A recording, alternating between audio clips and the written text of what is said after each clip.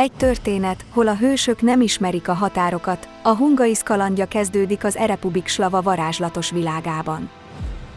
Ahol a napsugarai a Hunkakaricum dicsfényét csókolják, ott találjuk meg az igazságot, a szabadság és hősiesség földjén.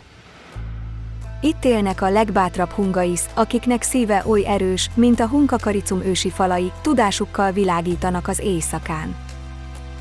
Ahol a múlt és jövő összefonódik, ott rejtőzik a Hunkakaricum titka, a Hungaisz szívverése dallama a szélben. Soha ne feledd, a Hungaisz ereje a szövetségben rejlik.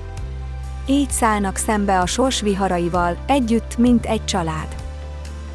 A Hunkakaricum földjén, hol a bátorság virágai nyílnak, ott a Hungaisz legendája örökké él.